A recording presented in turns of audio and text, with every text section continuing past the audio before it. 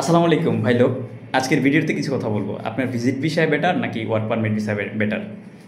তো যেহেতু আমি ওয়ার্ক পারমিট ভিসা নিয়ে দীর্ঘদিন ধরে সহযোগিতা করে আসতেছি আপনার ইউরোপের ক্ষেত্রে অথবা মধ্যপ্রাচ্যের দেশগুলোর ক্ষেত্রে, তো কাজ করতে গিয়ে দেখা যায় মধ্যপ্রাচ্যের কাজগুলো আপনার 20 দিন 25 দিন বা 1 মাস 2 মাস 3 মাসের মধ্যে হয়ে যায়, কিন্তু ইউরোপের কাজগুলো করার ক্ষেত্রে দেখা গেছে যে আপনার 6 মাসও কাজ হয় না, অনেক সময় 1 বছর 1.5 বছর 2 বছরও লেগে যায় সাকসেস করে দিতে। তো সেই ক্ষেত্রে অনেকেই কিন্তু সময় বরবাদ হওয়ার কারণে ক্ষতিগ্রস্ত হয়ে যাচ্ছেন। অনেকেই দেখা গেছে যে 6 মাসের মাথায় সাকসেস হয়ে যাচ্ছেন ওয়ার্ক পারমিট ভিসার ক্ষেত্রে, আবার অনেকেই দেখা গেছে যে 6 মাস 8 মাস 10 মাস 1 বছর 2 বছর পরে গিয়ে ব্যর্থ হচ্ছেন। তো যারা ব্যর্থ হয়ে যাচ্ছেন তারা কিন্তু সময়টা বরবাদ হয়ে যাচ্ছে, আর্থিকভাবে ক্ষতিগ্রস্ত হচ্ছেন, অথবা আপনার সময় চলে যাওয়ার কারণে অনেক অংশে কিন্তু অনেক দিক থেকে ক্ষতিগ্রস্ত হয়ে যাচ্ছেন। তো সেই কথা চিন্তা করে আমি ওয়ার্ক পারমিট ভিসার পাশাপাশি ভিজিট ভিসা নিয়ে কাজ করার জন্য আমি মাঠে নামি।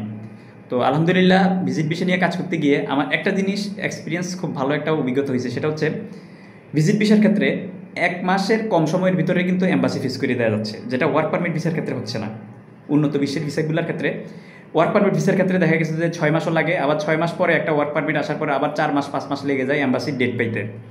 তো এরপরে এই দেখেন 10 মাস পরে গিয়ে এম্বাসির ডেট পাওয়ার পরে রিফিউজও হয়, আবার অ্যাকসেপ্ট হয়। এটা কিন্তু অনেক সমস্যা। এখন দেখেন ভিজিট ভিসার ক্ষেত্রে আপনি 1 মাসেরও কম সময়ের ভিতরে এম্বাসি ফেস করে দেওয়া যাচ্ছে, এবং 1 মাসেরও কম সময়ের ভিতরে কিন্তু একটা লোকে আপনার ডিসিশন পেয়ে যাচ্ছে ওনার ভিসা হয়েছে কি হয় না। তাহলে কিন্তু এটা কিন্তু অনেক একটা ভালো একটা দিক। যেমন আমি এখন কাজ করার পরের থেকে দেখতেছি আপনার বিশেষ করে আপনার উন্নত বিশ্বের দেশগুলা, যেমন আপনার কানাডার ভিসা হচ্ছে, কানাডার ভিসা বাংলাদেশিদেরকে প্রচুর ভিসা দিচ্ছে।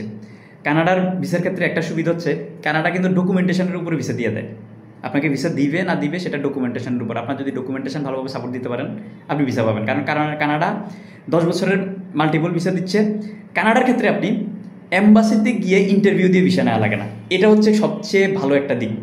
আপনি ভিএফএসের মধ্যে ফাইল জমা দিবেন, আপনার ডিসিশনটাও খুব কম সময় চলে আসবে, আপনি 10 বছরের মাল্টিপল ভিসা পাচ্ছেন।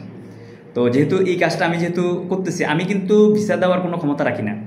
আমি জাস্ট আপনাকে ফাইল গুছিয়ে দিয়ে কীভাবে ফাইলটা গুছাইলে আপনি কানাডার ভিসাটা সুনিশ্চিত পাবেন, আমি সেই ক্ষেত্রে আমি আপনাকে সহযোগিতা করতে পারবো, কিন্তু ভিসা দেওয়ার ক্ষমতা আমার নেই। তো আপনারা চাইলে অত্যন্ত কম সময়ে আমরা নামমাত্র একটা এডিশনাল ফি নিব, যেটা দিয়ে আপনি এম্বাসি ফেস করবেন। এখানে আপনার নিজে হাতে আপনি ফি দিবেন, এম্বাসি ফি সেটা দিবেন। ভিসা যদি না হয় সেক্ষেত্রে আপনার লাখ লাখ টাকা খরচ হবে না। আমরা ফাইল গুছিয়ে দেওয়ার ক্ষেত্রে আমরা একটা অ্যামাউন্ট নিব, সেই অ্যামাউন্টটা আপনার খরচ হবে, আর আপনার এম্বাসি ফিটা আপনার যাবে। দেশের বাইরেও যাওয়া লাগবে না, দেশে থেকে কিন্তু আপনি আবেদন করতে পারবেন। তো এটা হচ্ছে ভিজিট ভিসার ক্ষেত্রে শুধু বাংলাদেশ কেন্দ্রিক যে দেশগুলো আছে উন্নত বিশ্বের দেশগুলোর ক্ষেত্রে আমি সাপোর্টিং ডকুমেন্ট দিয়ে আমি আপনার ডকুমেন্টটা গুছিয়ে দিয়ে আপনাকে আমি সহযোগিতা করতে পারবো। তাহলে আপনি নামমাত্র মূল্যে আপনি কিন্তু উন্নত বিশ্বের ভিজিট ভিসাটা পেয়ে যাচ্ছেন।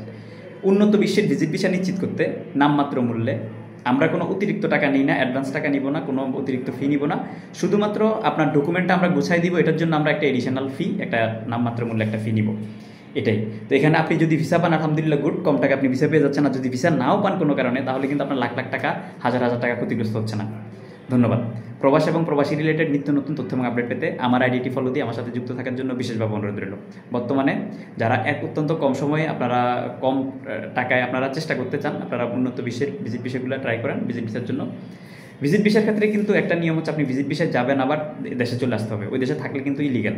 তো কিছু কিছু দেশে আছে আপনি যাওয়ার পরে কিন্তু কোনো না কোনোভাবে অ্যাজাইলাম করে মামলা করে আপনি কিন্তু থাকার বন্দোবস্ত করতে পারবেন, তবে সব দেশের ক্ষেত্রে না। আপনি ভিজিট ভিসা নিয়ে যাবেন, আপনি সে দেশে ট্যুর করবেন, থাকবেন, থেকে নির্দিষ্ট সময় থাকবেন, আবার ভিসার মেয়াদের ভিতরে আপনি বাংলাদেশে চলে আসবেন। তাহলে কিন্তু বাংলাদেশের সুনাম নষ্ট হবে না, বাংলাদেশের সুনাম থাকবে, অক্ষুণ্ণ থাকবে। ধন্যবাদ। আসসালামু আলাইকুম রহমতুল্লাহ বরকাতুহু।